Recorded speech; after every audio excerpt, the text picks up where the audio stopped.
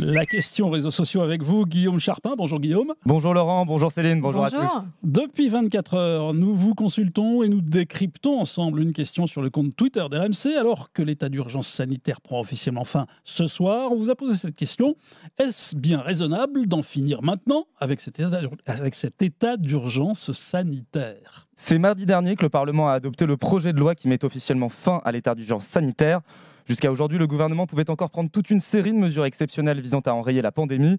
Confinement, couvre-feu, limitation des déplacements, fermeture d'établissements ou encore obligation de présenter un pass sanitaire ou vaccinal. Mais ça y est, on en a enfin terminé avec les restrictions sanitaires et on retrouve une situation normale, comme l'a expliqué cette semaine le ministre de la Santé, François Braun, au micro de France Info. Ce qui va changer, c'est ça, on n'est plus dans l'urgence sanitaire, on revient dans une situation plus normale, mais on garde quand même un certain nombre d'outils, par précaution, en cas de réémergence d'un variant dangereux et pour continuer à protéger les Français. Concrètement, le texte prolonge 2 outils de suivi de l'épidémie. Contact Covid, qui permet le suivi des personnes positives et de leurs cas contacts, maintenu jusqu'au 31 janvier prochain. L'exécutif souhaite également conserver le SIDEP, le système d'information de dépistage, qui centralise les résultats des tests, système qui sera maintenu jusqu'en juin 2023. Et le débat fut mouvementé à l'Assemblée, tant les points de désaccord furent nombreux entre les partis. Si les députés ont majoritairement salué la fin de l'état d'urgence, la NUPES s'est fermement opposée à la non-réintégration des soignants non vaccinés, à la facturation des tests Covid et a une nouvelle fois dénoncé le manque de moyens à l'hôpital public. On l'a compris Guillaume, la plupart des restrictions sanitaires sont levées, mais dans les faits, qu'est-ce qui pourrait être à nouveau autorisé et qu'est-ce qui ne le sera plus ? Si le gouvernement a besoin de pouvoirs exceptionnels, il devra les négocier un par un avec le Parlement. C'est ce qu'a déclaré le rapporteur de la loi et sénateur républicain Philippe Bas. Ce qu'il faut comprendre, c'est que l'exécutif ne pourra plus imposer de confinement ou le port du masque sans l'aval du Parlement.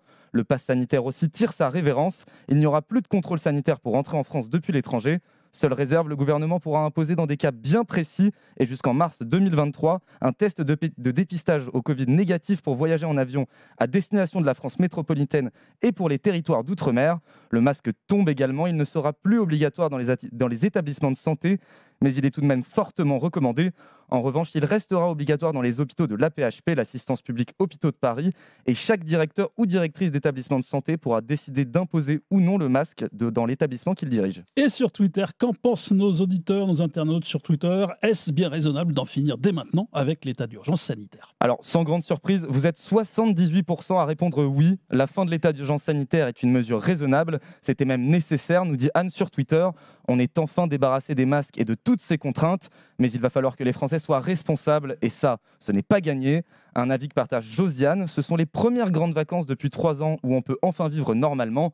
On ne va quand même pas demander aux gens de reporter le masque. Moi, je le garde encore dans les transports et les lieux bondés. Le virus circule toujours et je n'ai pas envie de l'attraper une nouvelle fois. Pour Michael, c'est dommage qu'il ait fallu attendre si longtemps pour mettre fin à cet état d'urgence. Et pour lui, il est plus que temps de réintégrer les soignants non vaccinés pour faire face à la pénurie de main-d'œuvre qui frappe l'hôpital.